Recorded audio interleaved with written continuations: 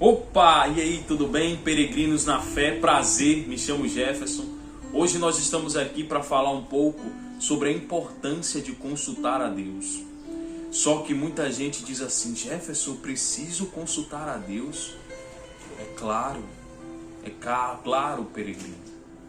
Muita gente só consulta a Deus quando está com a dor. Muita gente só procura o Senhor quando está morrendo. Muita gente só procura o Senhor quando não tem mais saída. Ele só procura a Deus como se fosse um pronto socorro.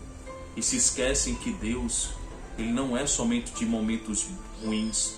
Que Ele não está ali somente no momento ruim, mas Ele está ali no momento bom. E muitas pessoas acham que Deus ele é só um pronto socorro. Eles não querem intimidade com Deus, eles só querem ser socorridos. Só querem chegar lá e ser socorrido, e quando estiver bem, tchau, adeus, Senhor, fique aí, eu vou continuar a minha vida agora, não preciso mais de você. E quando começa a doer, tem uma dor na unha, uma dor na cabeça, uma dor na perna, quando perde um filho, quando perde um parente, corre de novo para os pés do Senhor e diz: Senhor, eu preciso da tua ajuda, e Deus vai lá e ajuda.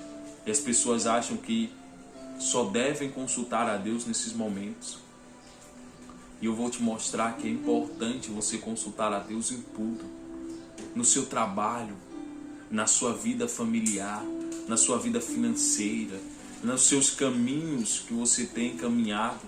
Eu preciso até consultar a Deus, Jefferson, em que eu estou empreendendo? Claro, porque se você empreende sem a presença de Deus, você já está fazendo errado, porque quem faz abençoar o seu trabalho é o Senhor Jesus. Mas antes da gente continuar um pouco falando sobre isso, eu queria pedir que deixe o seu like, coloque os seus comentários aí embaixo, eu estarei respondendo com muito prazer. Se inscreva no canal, assine o sininho e tudo de bom.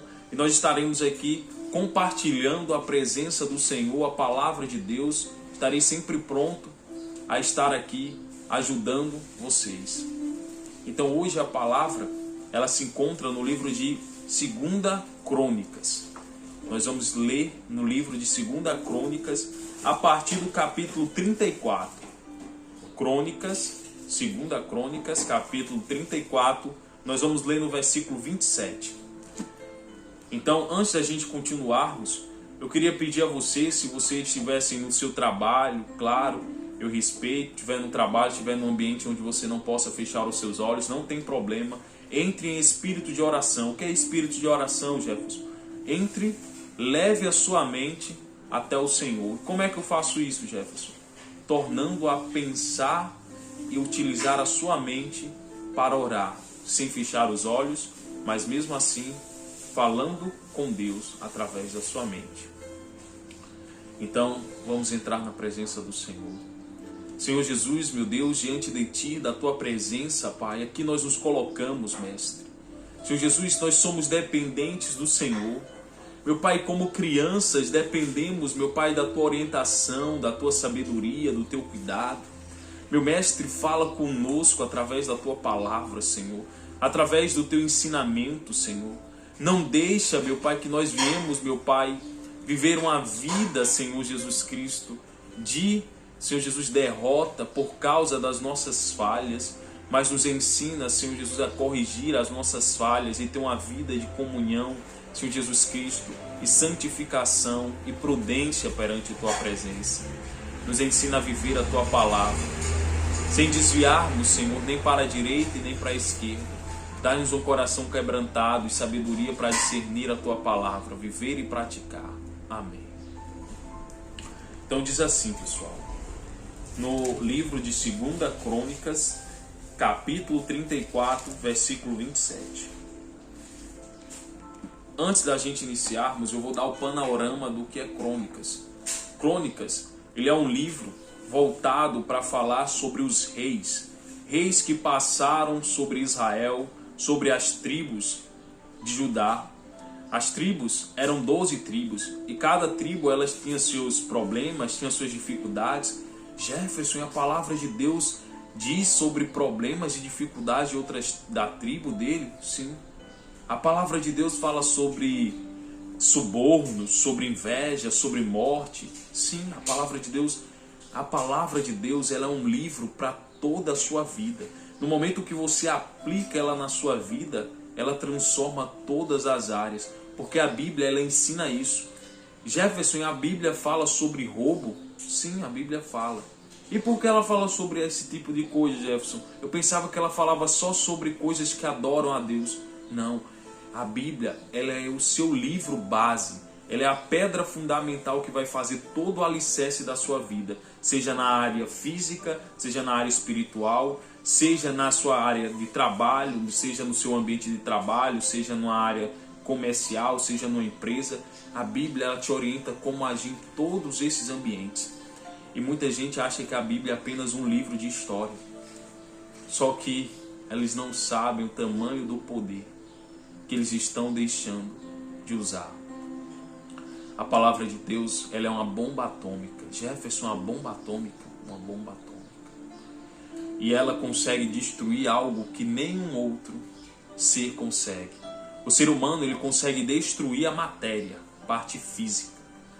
Mas a Bíblia ela consegue atingir o mais íntimo do seu ser. Ela consegue atingir sua alma.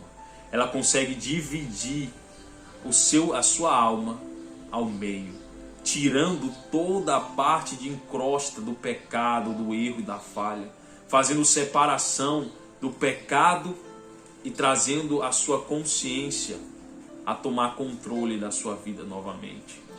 Porque muitas pessoas entregam o controle da vida dela à sua mente, entregam o controle da vida dela a um vício, a uma droga, a um amante. Muita gente entrega o controle da vida dela a Satanás, mesmo sem saber. Quando ficam buscando encontrar uma solução em festas, em baladas, tentando preencher um vazio com amantes, tentando preencher um vazio com jogos, bebedices, tentando preencher um vazio com festas, tentando preencher um vazio com busca de uma conquista a mais. Eu conquistei algo hoje, eu quero conquistar outro amanhã e amanhã, e vive naquele loop, sempre buscando algo a mais. E no momento que você encontra a Deus, você se completa. Jefferson, e você é completo? Sim, eu sou completo.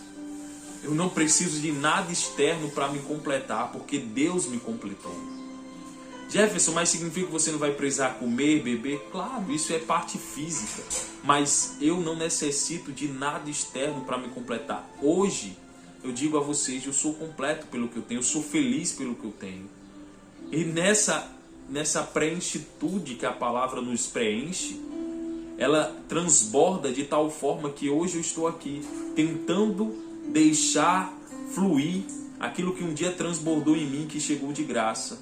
Um dia alguém falou para mim, do jeito que eu estou falando para vocês, sobre a palavra, sobre essa maravilhosa oportunidade, sobre essa deixa que muitos estão jogando fora, esse valor imensurável que a palavra tem. E hoje eu estou aqui para compartilhar o que de graça eu ganhei e de graça eu estou dando. Então, a palavra de Deus, ela fala assim, já dando a informação, né? O livro de Coríntios, ele fala sobre as tribos, fala sobre os reinados, sobre os problemas, e esses problemas, eles servem nada mais, nada menos do que orientação, de GPS, para você não mais errar. Então, Jefferson, então a Bíblia ela fala sobre roubo para poder eu entender por que eu não devo roubar? Isso. A Bíblia fala sobre adultério para me entender por que eu não devo adulterar? Sim. A Bíblia ela fala sobre vários erros, mesmo ela não tendo nenhum. Só que é para você não errar. A Bíblia é como se fosse um GPS. Ela diz, ali tem um buraco. Ó, se você cair naquele buraco, a consequência é essa e essa. Você vai andando, ela diz, ali tem uma ponte. Aquela ponte ali, ela está fraca, ela está frágil. E se você for naquela ponte, vai acontecer isso e isso. Segue por esse caminho aqui, essa outra ponte, ela está mais firme. A palavra de Deus é para isso. Ela te orienta a sua caminhada, já que nós somos peregrinos na fé, como sempre eu digo. Somos peregrinos, nós estamos aqui de passagem. Nós estamos aqui para construir e para poder deixar o nosso legado. Mas o nosso legado também nós vamos levar como fruto até o Senhor Jesus. E esse legado você vai mostrar ele no juízo final. Jefferson, eu vou mostrar a Deus o que eu construí aqui? Sim. Mas não pense você que você vai ganhar lucro com Deus com benefício ou glória humana. Você vai aprender que o legado não é status, não é carro, não é moto. O legado é aquilo que você agregou de valor, foi a transformação que você trouxe na vida das pessoas. Quando você abraçou o mendigo, quando você ajudou uma pessoa necessitada, quando você orientou uma pessoa perdida, quando você deu de comer uma pessoa que estava com fome, não só fome física, mas fome espiritual, aquela pessoa que estava necessitando de um conselho, que não sabia como fazer, seja na empresa, seja na casa, seja na família, seja no âmbito físico, você chegou lá e disse, só faz dessa forma, a melhor forma, eu já entendi, eu já passei por o que você está passando, faz assim. E você agregou valor, sem querer nada em troca, você deu, porque de graça você recebeu. Pontuo novamente, tudo que eu tenho eu recebi de graça do Senhor. O que é graça, Jefferson, é favor não merecido, é aquilo que Deus ele me deu porque Ele me ama. Jefferson, esse amor você consegue explicar? Esse amor, o mais próximo de tentar explicar fisicamente é o amor de mãe, é o que a mãe faz pelo filho. A mãe ela tem a oportunidade, ela tem a coragem de dar seu próprio sangue pelo seu filho. Esse é o que mais se aproxima, mas o amor de Deus vai muito, muito, muito, muito, muito além disso. Porque Ele era Deus e se entregou por nós. Mas vamos aqui entrar na palavra. Isso aqui foi só um embasamento para vocês terem uma noção do que estava acontecendo, do que é a palavra de Deus. Então, diz assim no versículo 27. Porquanto o teu coração se enterneceu. O que é se enternecer, Jefferson? Ele se quebrantou, ele amoleceu. O entendimento daquele rei, o coração dele, que é o coração aqui, sempre que a Bíblia se conduz a coração, pessoal, não é coração físico. Jefferson, eu sei o que é o coração. É aquela bomba que bate o sangue que eu sinto tu. Não. A Bíblia ela fala que o coração é a sua mente. É de onde vem todos os seus pensamentos, de onde você faz planos, onde você faz objetivo, onde você faz metas, marcos, onde você faz todo um projeto para poder seguir a sua vida. Então o coração aqui é a mente. Então ele disse, porque a mente se enterneceu e te humilhaste perante Deus, quando ouviste as tuas ameaças contra este lugar e contra os teus moradores, e te humilhaste perante mim, e rasgaste as tuas vestes, e chorastes perante mim, também eu te ouvi, diz o Senhor. Jefferson, então eu entendi aí que alguém estava chorando, que abriu a mente para o Senhor, sim. O que é que estava acontecendo? Aconteceu que naquele tempo, se você ler um pouco mais antes, no início do capítulo, o povo judeu, estavam pecando contra Deus. De que forma, Jefferson? Eles tinham negado os princípios do Senhor. Eles tinham negado a obediência a Deus. Eles tinham se entregado às paixões da carne. Quais são as paixões da carne, Jefferson? É a glutonaria, é a bebedice, é a feitiçaria, é a dupla sexualidade. Então tudo isso são desejos e concupiscência da carne. E como eu disse, pessoal, o pecado ele é doce, a consequência que é amarga. Então muita gente diz, Jefferson, é porque isso é bom. Claro, o pecado, se ele fosse ruim, se o pecado fosse ruim, ninguém pecava, pessoal. Exemplo, se você sentisse dor toda vez que você fosse pecar, você não pecava. Então o pecado ele é doce ao consumir, mas a consequência dele é desastrosa. É como um exemplo físico. Vocês já viram, pessoal, uma bala de sniper, quando ela entra numa pessoa, quando ela perfura um corpo, um objeto, ela entra como se fosse uma agulha. Ela entra como se fosse uma agulha, pequeno buraco. Mas quando ela sai, o rombo é imenso. A mesma coisa é o pecado. Ele entra como uma agulha, bem pequenininho, mas quando ele se expande e o resultado dele é demonstrado, ele faz um estrago. Seja na vida física, seja na vida espiritual. Ele faz um estrago imenso. E muita gente acaba dizendo, Jefferson, mas eu estou vivendo assim no pecado e está tudo bem. Aparentemente está bem. Foi porque você ainda não viu a consequência. E tem muitas das pessoas que já estão no pecado há muito tempo. Hoje eu estava falando com um colega assim conhecido. Ele sentou ao meu lado ele começou a conversar comigo. E ele se perdeu no mundo das drogas. Tinha faculdade, tinha estudo, tinha escolaridade. E hoje está na rua. Por que, Jefferson? Porque ele se entregou às concupiscências carnais. Ele se entregou aos desejos da carne. E hoje ele diz que a melhor vida é aquela. Só que ele estava sujo, maltrapilho, estava totalmente destruído, estava intoxicado com bebidas. Ele estava dizendo que ali era maravilhoso. Muitas vezes acontece isso. As pessoas se tornam tão prisioneiras do pecado que ela se acostuma com o pecado. Ela abraça o pecado e diz: isso aqui é a realidade. Ela está tão acostumada com o pecado que eles abraçam o pecado e dizem: isso aqui é a minha realidade, isso aqui é a minha alegria. Eles estão tão cegos que eles não conseguem encontrar a verdadeira realidade. Isso é triste, pessoal. Isso é triste, você ver pessoas sendo aprisionadas de tal forma e ela abraçar o pecado como se fosse uma realidade verdadeira. E elas estão vivendo no escuro. Elas estão vivendo na escuridão e elas não sabem o que é a luz. E quando a luz é demonstrada para eles, parece um monstro. Porque é isso que acontece.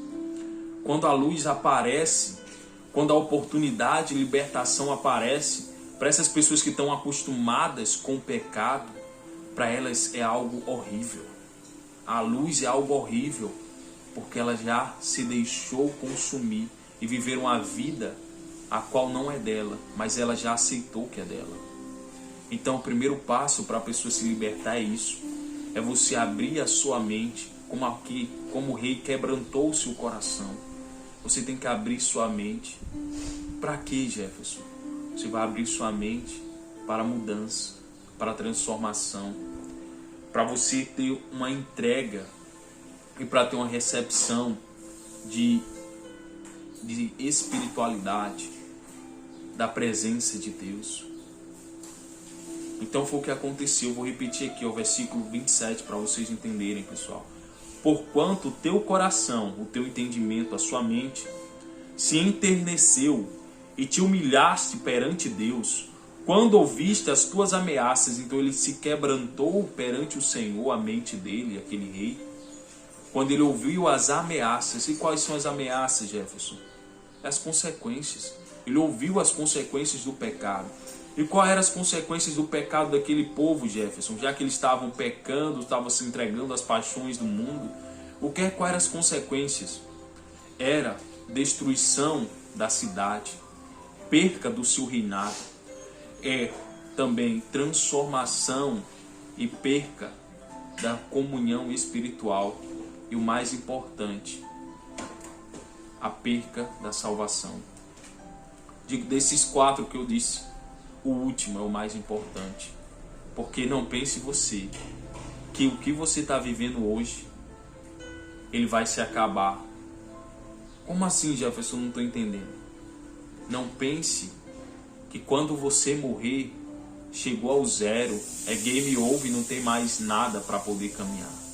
Quando você morrer, é uma vírgula no início da sua nova história. Porque você tem vida, e vida, ela é eterna.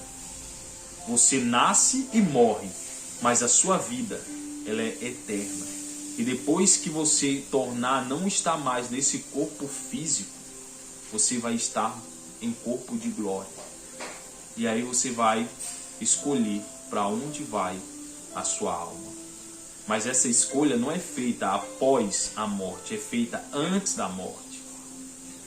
Então aquele rei, como eu estava dizendo, ele quebrantou o seu coração, a sua mente ao Senhor, quando ouviu sobre as ameaças. E diz assim: esse lugar e contra os seus moradores, e te humilhaste perante mim, e resgataste as tuas vestes, e rasgaste as tuas vestes, e choraste perante mim, também eu te ouvi, diz o Senhor.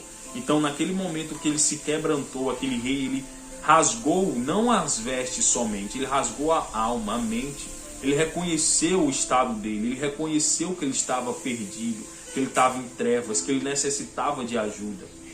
Porque uma coisa, pessoal, é importante você saber. Não tem como você ajudar uma pessoa que não quer ser ajudada. Você só pode ajudar uma pessoa se ela reconhece que precisa de ajuda. Da mesma forma, o ensino. Se você for um professor e estiver me ouvindo, você vai entender muito bem o que eu estou falando. Não tem como você passar um conhecimento para um aluno que não quer aprender. Você pode usar o melhor método, você pode entregar a melhor ferramenta, você pode entregar a melhor explicação ou melhor profissional na área. Se aquela pessoa não quer receber a informação, você pode entregar, que não vai fazer diferença nenhuma, porque ele não vai utilizar. Então, primeiramente, tem que querer. Tem que querer. Você tem que querer mudar de vida. Você tem que querer sair de onde você está. Você tem que querer ter a presença de Deus. Tem que querer. Você tem que querer ter essa mudança na sua vida. Igual como esse rei ele quis. Ele já não queria mais ter que viver naquele pecado. Ele não queria ver a destruição do seu reino. Então aconteceu que ele se humilhou perante o Senhor. Ele abriu a mente dele, o coração dele, e suplicou a ajuda de Deus. E o Senhor disse aqui, no finalzinho do versículo 27, ele disse, ele chorou perante mim, ele chorou perante o Senhor. E, continuando, também eu te ouvi. Então o Senhor o ouviu. O Senhor o ouviu. Quando ele orou. Versículo 28. Pelo que eu te reunirei a teus pais, e tu serás recolhido em paz à tua sepultura. Então o Senhor estava dizendo, eu vou te reunir, eu vou te levar até aos seus pais. E você vai estar na sepultura dos seus pais. Porque, pessoal, era uma honra. Um rei ser sepultado onde os seus pais foram sepultados. Então o Senhor estava dizendo a eles, ó rei, porque você se humilhou, porque você suplicou a mim, eu te levarei a ser sepultado juntamente com os seus pais. Ele ia ser levado à sepultura, como diz o versículo, pelo que eu te reunirei a teus pais, e tu serás recolhido em paz à tua sepultura, e os teus olhos não verão todo o mal que hei de trazer sobre este lugar e sobre os teus moradores. Então levaram ele ao rei esta resposta. Então o Senhor respondeu àquele rei. Mas Jefferson, o Senhor Jesus ele não perdoou e não disse que ia ajudar aquele homem? Por que vai vir um mal sobre o pessoal do povo que estava pecando? Pessoal, vocês têm que entender que Deus ele é justo. O que aquele povo plantou, todos aqueles anos de pecado, eles têm que colher. A lei da semeadura é a lei mais justa que tem. O que você planta hoje, você vai colher amanhã. Mas o amanhã não é daqui a um mês, daqui a um ano, depende para cada pessoa. Tem pessoas que plantam hoje e colhem amanhã mesmo, literalmente. Mas tem pessoas que plantam hoje e vai colher daqui a 4 anos, 5 anos, 6 anos. Ah, Jefferson, agora eu estou entendendo. Então significa que muitas daquelas pessoas que matam, que roubam, que estupram, e que eles passam aparentemente, presta atenção, aparentemente despercebidos perante Deus, é porque eles ainda não colheram o que teria que colher? Sim, eles ainda não colheram.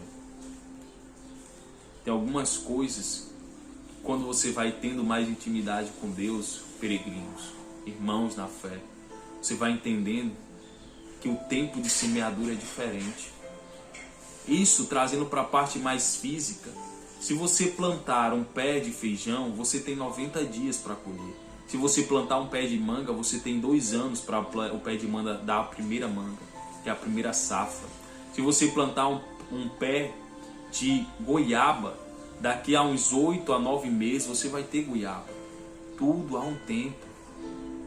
A Deus, ele fez tudo perfeito, pessoal. Se você olhar para o céu, se você olhar para as plantas, para as florestas, você vai ver que tudo há um equilíbrio, há uma ordem, há um processo, até mesmo para a semeação. Quando você semeia uma semente, você tem todo um processo, você precisa estar regando, você precisa do ambiente certo, você precisa da profundidade certa para ela poder germinar, para que ela também não germine de forma errada e morra, porque se plantar de forma errada, pode ser que ela seja germinada num solo muito árido, ela morra depois que ela nascer. Se você plantar ela muito profundo, pode ser que ela não chegue até o subsolo, não chegue até o solo, na parte primeiro, né, primeiro solo para crescer. Tem todo esse processo. Então, a palavra de Deus hoje ela nos falou sobre isso, a importância de você buscar ter conselhos do Senhor, você buscar que Deus o oriente. Aqui o rei ele pediu essa orientação do Senhor, e o Senhor respondeu ele quando ele suplicou por ajuda. Então, trazendo para a nossa vida atual, Jefferson, como é que eu pratico essa palavra?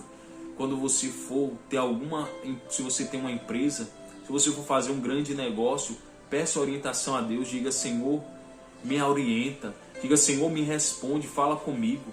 Senhor Jesus, se o Senhor me responder, o Senhor ele vai te responder. Aí ele pode te responder através da onde? Deus vai abrir o céu e vai falar comigo? Não, Deus vai falar através da palavra, ele vai enviar uma pessoa para te falar com você.